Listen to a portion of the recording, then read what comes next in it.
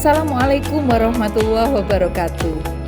Jumpa lagi dengan Bu Nurul Komariah, Guru Pendidikan Agama Islam SMP Negeri 11 Malang. Hari ini kita akan belajar bersama tentang ilmuwan muslim inspirasiku. Ilmuwan di zaman Bani Abbasiyah.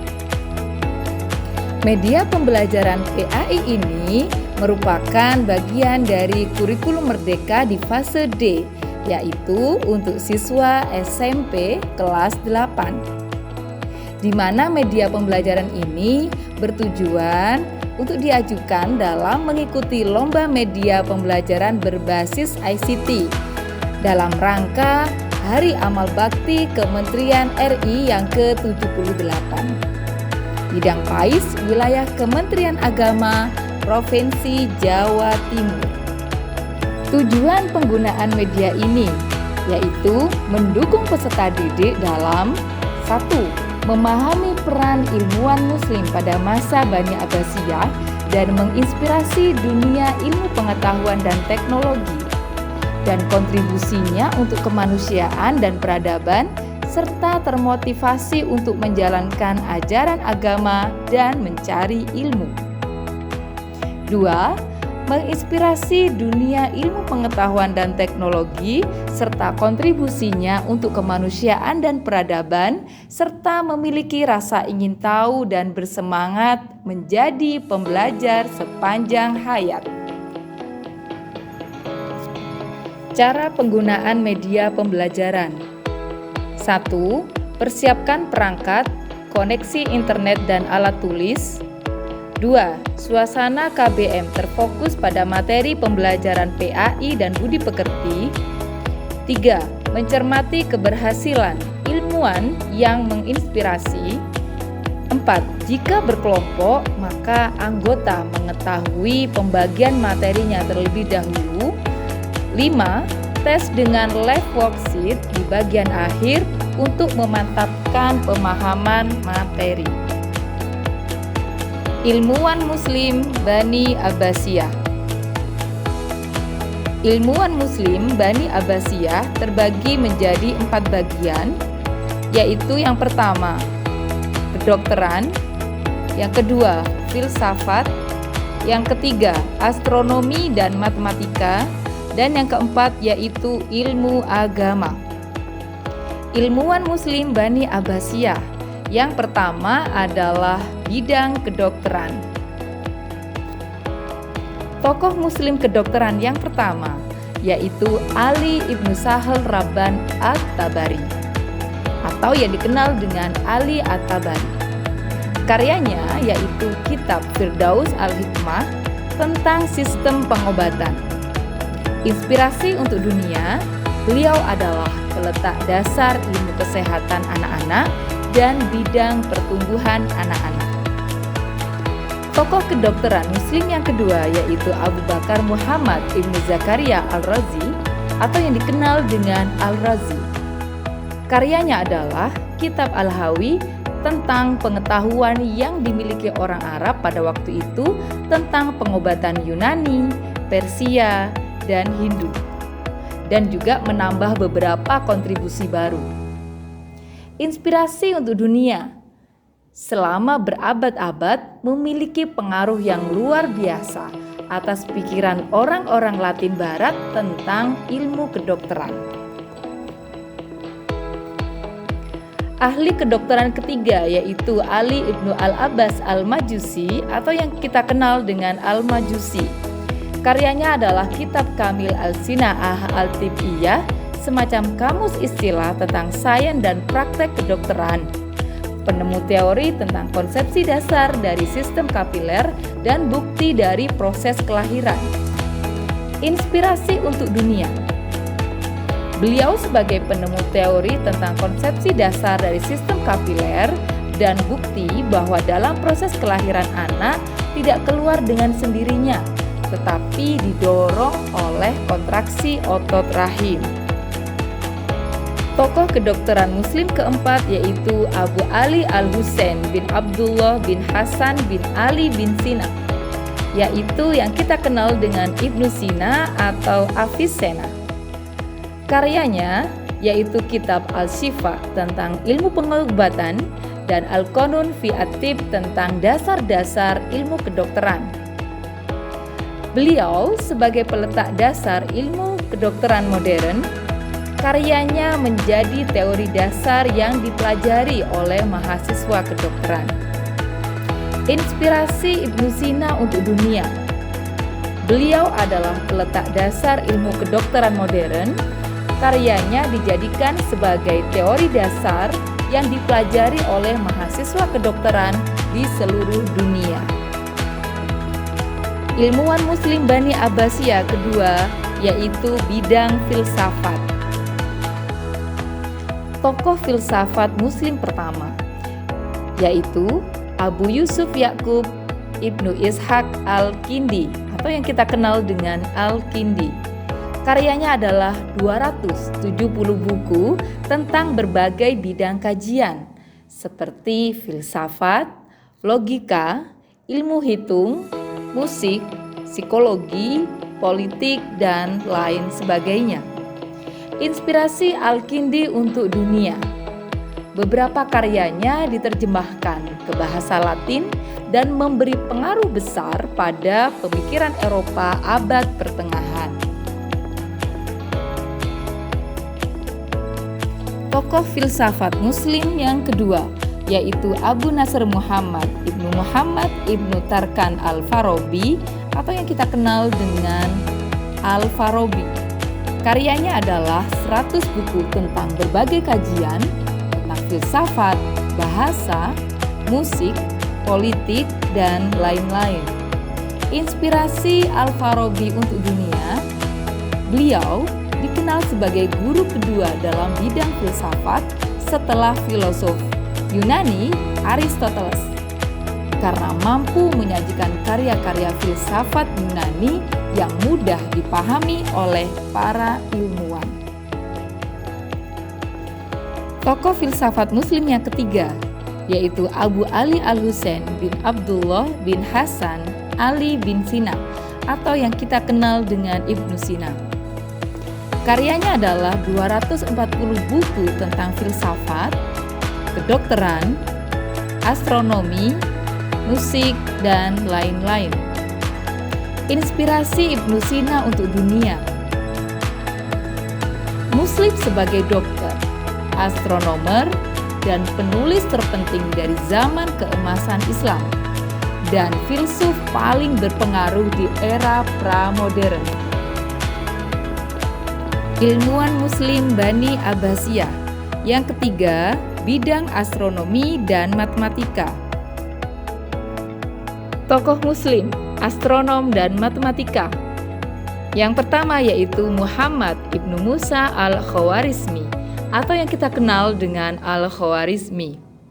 Karyanya adalah kitab Hisam Al-Jabr Al-Muqabalah. Inspirasi Al-Khawarizmi untuk dunia. Karyanya dijadikan sebagai buku teks matematika utama di universitas-universitas Eropa dan digunakan untuk memperkenalkan ilmu aljabar ke Eropa.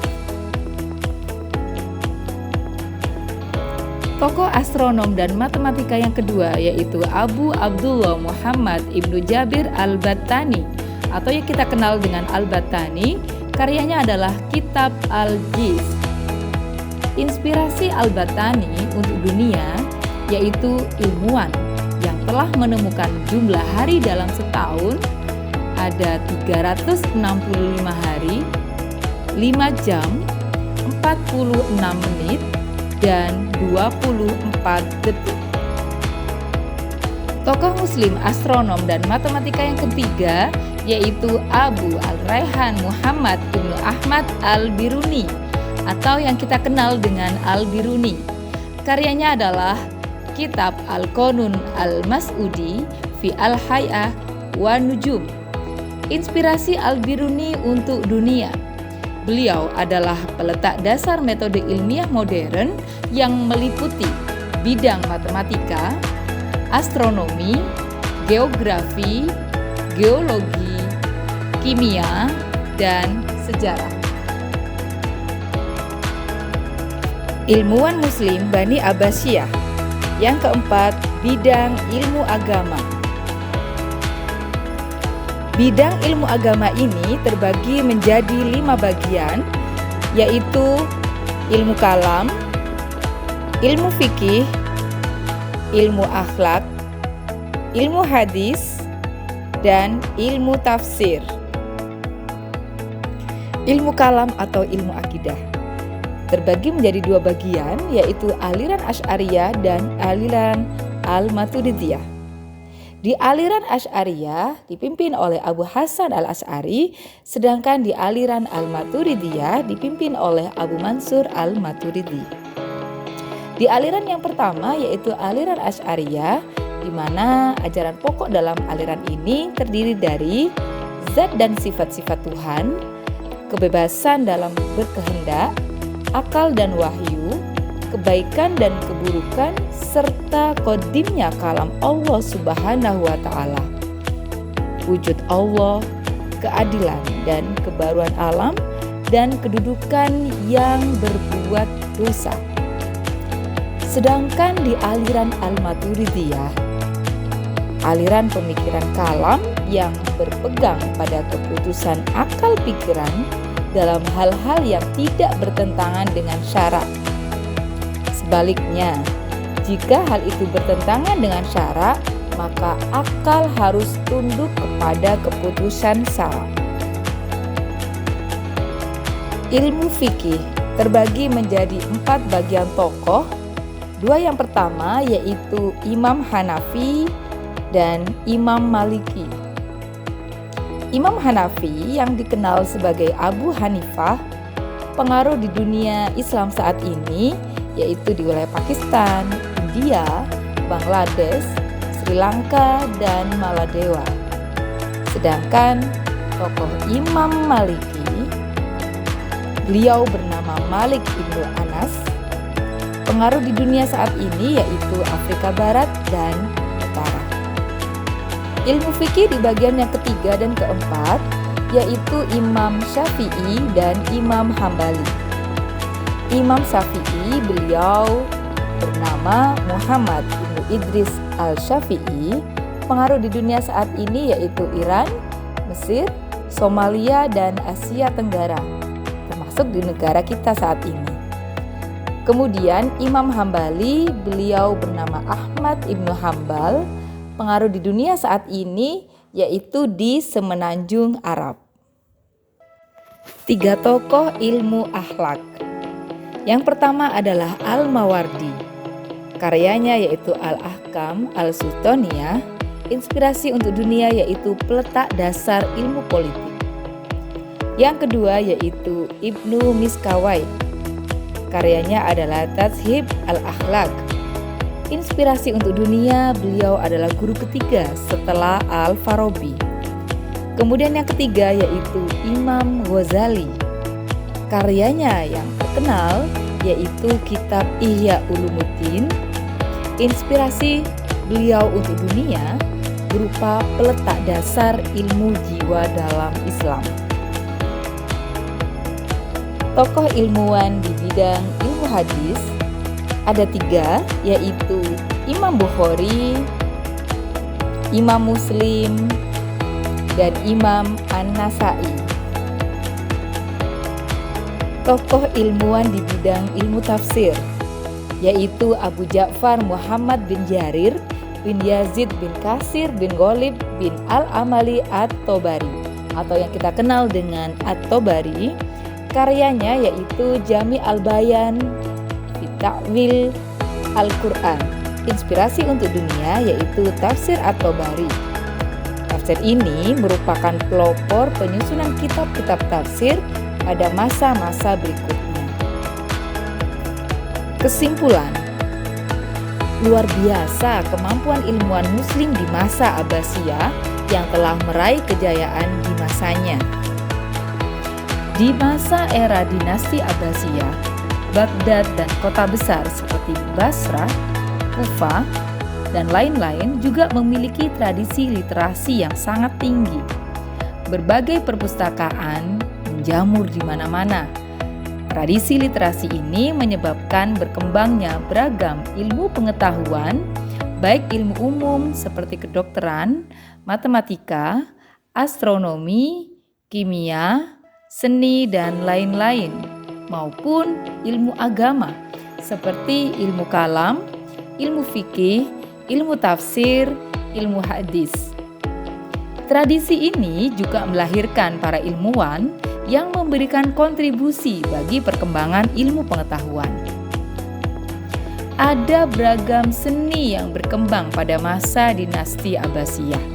Di antaranya seni arsitektur, patung, lukis, industri, kaligrafi, dan musik serta sastra.